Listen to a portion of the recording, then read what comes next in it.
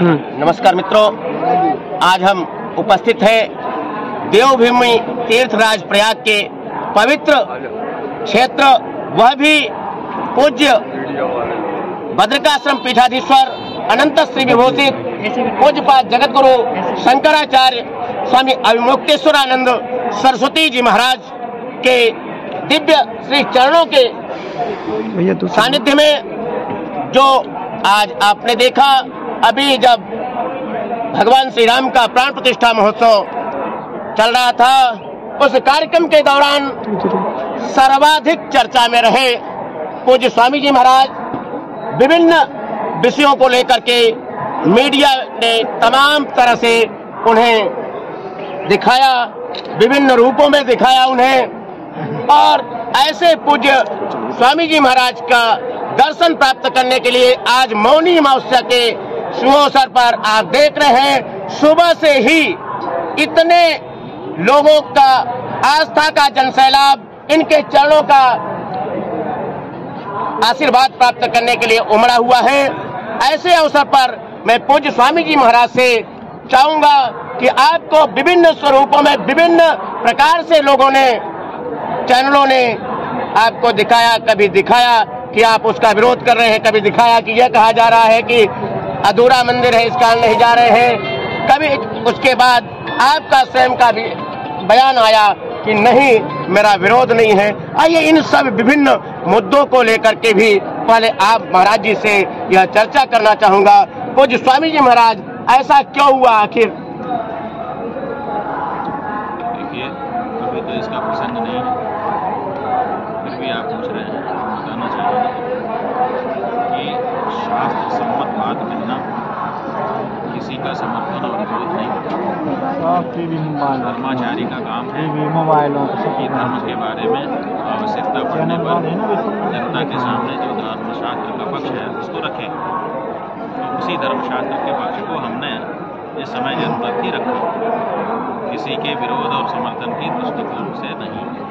पूज्य स्वामी जी महाराज, जो श्री राम मंदिर का भव्य दिव्य एवं ऐतिहासिक प्राण प्रतिष्ठा महोत्सव संपन्न हुआ, सबको नहीं मिला, और जिसे कुछ संतों ने यह भी कहा कि अधूरा वो प्राण प्रतिष्ठा महोत्सव रहा, इसके बारे में क्या आप कहना चाहेंगे? जो हमको कहना था विस्तार से हमने उस समय कह दिया।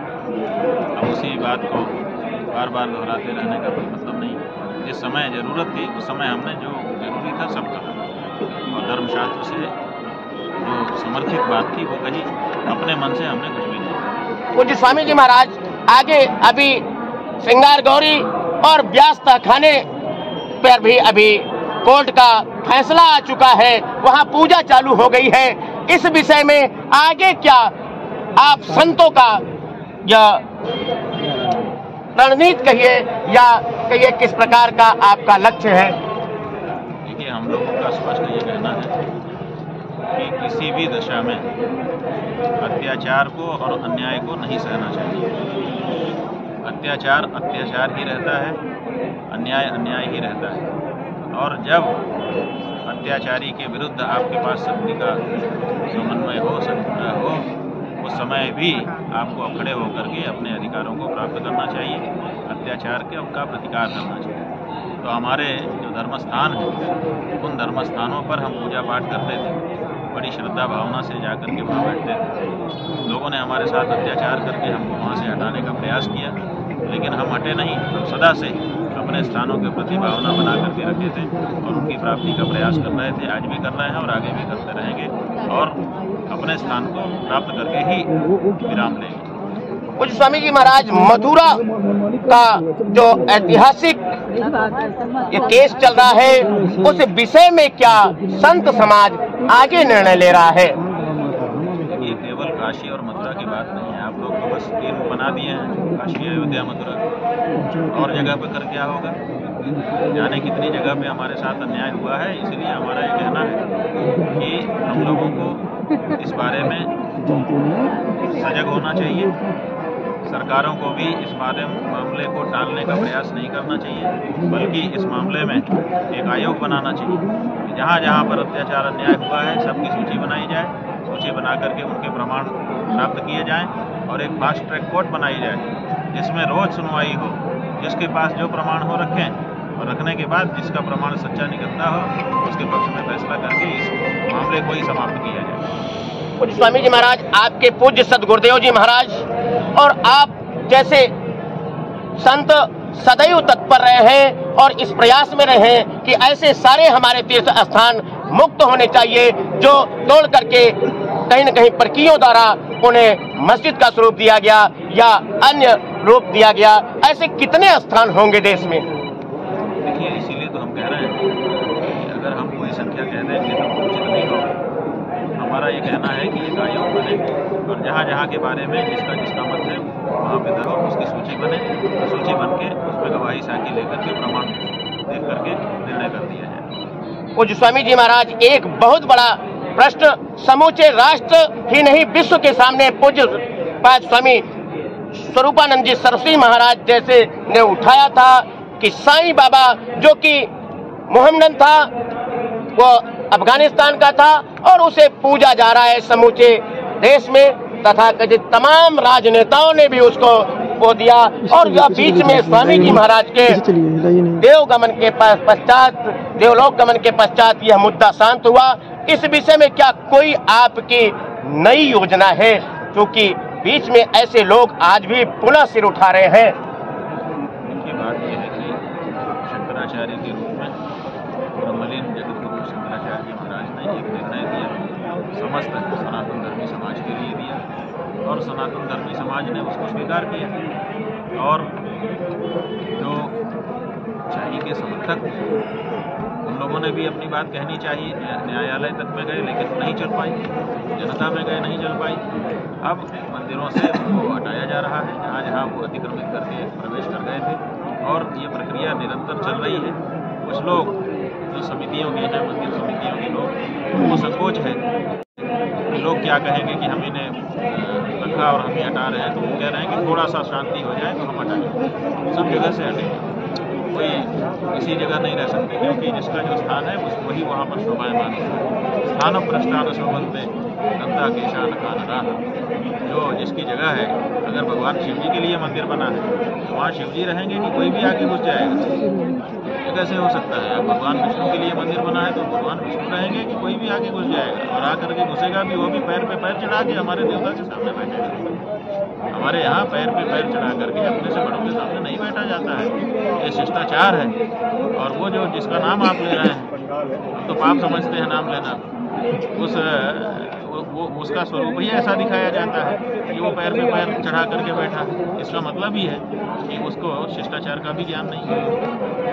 मित्रों, बता दें कि बहरुद्दीन का लड़का वह चांद खां जो कि देशद्रोही गतिविधियों में शामिल रहता था, झांसी की रानी को मरवाने में उसका अहम भूमिका रही उसकी, और यही कारण था कि पीछे के दरवाजे से खोल करके अंग्रेजों को उसने प्रवेश दिलाया था और अंत में डंपिंग प्लेस से रानी को भागना पड़ा था। अंत में कालपी के पास उनको प्राण उत्सर्ग करने पड़े थे। ऐसा देशद्रोही को आज भी पूजा जा रहा है और तमाम ऐसे मठ मंदिरों में आज भी जाकर के कोर्ट के निर्णय के बाद भी उसे नहीं हटाया जा रहा है। इस विषय में क्या ऐसा कोई संत समाज निर्णय ले रहा है, कोई योजना बना रहा है, या कोर्ट के माध्यम से ऐसे कोई याचिका दायर करने जा रहा है कि ऐसा जारी हो कि क्या कहते हैं, सूचना जारी हो या ऐसा निर्देश हो तो उसे हर मंदिरों से, सनातन धर्मी मंदिरों से हटाया जाए? ये बात यह है कि शंकराचार्य वो सुप्रीम कोर्ट जज है, जज का काम फैसला देना है, क्रियान्वयन करना पुलिस का काम है। तो अपने देश में संविधान के द्वारा निर्मित एक पुलिस बल है।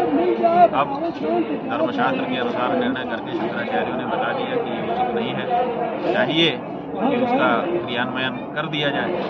अगर नहीं किया जाएगा तो आगे चल करके फिर क्रियान्वयन का बल भी शंकराचार्यों को निर्मित करना पड़ेगा, फिर धर्मसेना बनानी पड़ेगी। फिर आप कहेंगे कि आप ये क्यों कर रहे हैं, तब क्या होगा? कोर्ट ने भी यह निर्णय दिया है कि नहीं, वह क्या कहते हैं हिंदू नहीं था, मोहम्मदन था। ये सारी बातें सुप्रीम कोर्ट के द्वारा भी आ चुकी है। इसके बाद क्या ऐसा, चूंकि आपके जैसे शंकराचार्यों के कुशल निर्देशन में समूचा राष्ट्र चल रहा है, समूचा सनातन चल रहा है, इसलिए क्या ऐसी योजना बना रहे हैं या कोर्ट में ऐसा कोई प्रोसेस अपना रहे हैं? देखिए, हम प्रतीक्षा कर रहे हैं कि जो निर्णय धर्माचार्यों के द्वारा किया गया है, हिंदू जनता उसका परिपालन करेगी, क्रियान्वयन के लिए सरकार भी उसमें सहयोग देगी। अगर नहीं होगा तो हमने कहा ना, जब पानी सिर के ऊपर बहने लगता है और बातें नहीं होती है, समाज में समस्या उत्पन्न होने लगती है, तो किसी न किसी को तो फिर खड़ा होना ही पड़ता है। फिर कोई न कोई खड़ा होगा, फिर सेना बना करके हम अपने हाथ में लेगा, तब आप कहेंगे कि ये तो हो रहा है। लेकिन ऐसी परिस्थिति आ जाएगी, तो ना आए उसके पहले ही चाहते हैं कि सरकारें अपना काम करें और ये जो हमारे हिंदू धर्म को विकृत करने के प्रयास षड्यंत्रकारियों के द्वारा किए जा रहे हैं, उनसे हमको बचाएं। पूज्य स्वामी जी महाराज ने जिस प्रकार से साईं बाबा को लेकर के बेबाक टिप्पणी की है, निश्चित वह दिन आने वाला है कि समूचे राष्ट्र से ही नहीं विश्व से ऐसे छद्म लोगों का सफाया होगा। मैं आज मौनी अमावस्या के पर्व पर पूज्य स्वामी जी महाराज से ये चाहूंगा, क्या संदेश देना चाहते हैं जनता जनार्दन को? ये जो पर्व है हमारे जीवन में परिवर्तन करने के लिए आता है। क्या परिवर्तन है? जब से भूल से चूक से किसी कारण से कभी दोष पाप हो जाता है, जब दोष पाप हो जाता है तो हमारा मन उद्विग्न हो जाता है, तो हम पर्व पर आकर के गंगा यमुना के संगम में डुबकी लगाते हैं। डुबकी लगा करके इस बात का अनुभव करते हैं कि अब हम परम पवित्र हो गए, हमारे सारे पाप धुल गए। हम यही संदेश देना चाहते हैं कि बिल्कुल सही है आपका सोचना, यहाँ आ जाना, यहाँ की वायु का शरीर से स्पर्श हो जाना, गंगा यमुना के संगम में डुबकी लगा लेना, ये बहुत पुण्य का कार्य है, पाप नष्ट हो गए। लेकिन यहाँ से लौटने के बाद अगर जो पाप आप करके आए थे धोने के लिए, उन्हीं पापों में आप फिर से लग जाते हैं, तो ये फिर गलत हो जाएगा। इसलिए यहाँ डुबकी लगा के निष्पाप हुए लोगों से हमारा यही कहना है कि अब आगे का जीवन पवित्र रखने का प्रयास करें। पूज्य स्वामी जी महाराज मौनी अमावस्या क्यों करते हैं इसे? देखिए, हमारे यहाँ मौन जो है वो संयम का पर्याय है। हम ये मानते हैं कि हमारा जो जीवन है वो संयमित होगा तब उसका उन्नयन होगा। अगर संयमित नहीं होगा तो फिर वो बिखर जाएगा।